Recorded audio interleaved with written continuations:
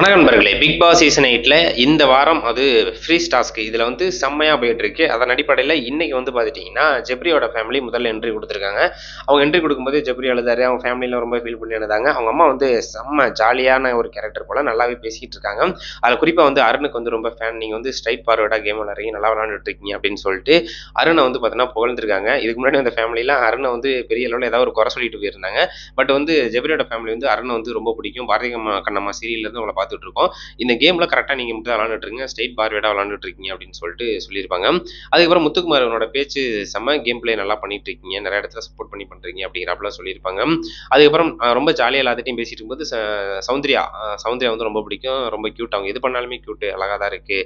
நல்லா game play பண்றீங்க. நல்லா விளையாடுங்க அப்படிங்கிறாப்புல சொல்லியிருப்பாங்க.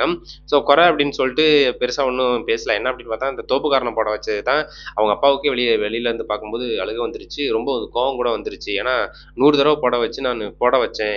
வேணும்னு தான் போட வச்சேன் அப்படிங்கிறாப்பலாம் சொன்னது. அதுக்கப்புறம் வந்து சாரி கேட்டது அதெல்லாம் வந்து பார்க்கும்போது ஒரு மாரி கஷ்டமா இருந்தாலும், சாரி கேட்டதுக்கப்புறம் அதெல்லாம் வந்து சரியாயிருச்சு அப்படிங்கிறாப்புல சொல்லியிருப்பாங்க. ரொம்ப ஃபன்னா, ரொம்ப ஜாலியா பேசிட்டு போயிருக்காங்க ஜெப்ரியோட ஃபேமிலி அவர்கள். எல்லாருக்கும் சப்போர்ட்டா தான் பேசியிருப்பாங்க. அதுவும் முத்துக்குமார் பண்ண அந்த ஒரு காமெடி இருக்கு பார்த்தீங்களா, அந்த அ அந்த ஹார்ட்ட புடுங்குறதுக்கு ஏஞ்சல்ஸ் அந்த டாஸ்க்ல வந்து ஒரு தலகாணி கதை சொல்லியிருப்பாரு பவித்ரா கிட்ட. அந்த இத மறுபடியும் சொல்லுங்க அப்படின்னு சொல்லிட்டு, அத வெளியில பார்த்து ரொம்ப ரசிச்சோம் அப்படின்னு சொல்லி, அத முத்துக்குமார் வாயாலே சொல்ல வச்சு ரொம்ப ஃபன்னா, ரொம்ப காமெடியா போயிருந்துச்சு. அப்புறம் மஞ்சரியோட அந்த பையன பத்தி ரொம்ப கியூட்டு செம்மையா இருக்காப்புல. அ வெளியில போகும்போது அழுவாங்கன்னு நெனச்சேன். பட் அது வந்து ரொம்ப ரொம்ப ரொம்ப ஜாலியா வந்து பாய் சொல்லிட்டு அவங்கள போனாரு. அதையும் வந்து பார்த்தீங்கன்னா, ரொம்ப நல்லா வளர்த்துருக்கீங்க. அதுக்கு வந்து ரொம்ப சல்யூட் அப்படிங்கிறாப்புல சொல்லியிருப்பாங்க.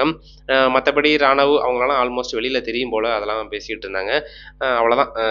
பெரிய லெவல்ல யார் மேலயும் குறை சொன்னாப்புல தெரியல. இதுவரையிலும் அப்படி தான் போயிட்டுருக்கு. இனிமே குறை சொல்றதுக்கான வாய்ப்புகள் இருக்கு. ஏன்னா இதெல்லாம் கடைசியா வந்து பார்த்தீங்கன்னா, முரண்பாடு இருக்கு அப்படின்னு சொல்லும்போது, யாரையாவது 2 பேத்த 3 பேத்த சொல்றதுக்கான வாய்ப்புகள் இருக்கு. இருந்தாலும் பெரிய லெவல்ல அவங்க வந்து சொல்லல. நல்லா ஜாலியா தான் என்டர்டெயின்மென்ட்டா பேசிட்டு இருக்காங்க ஜெஃப்ரியோட ஃபேமிலி அவர்கள்.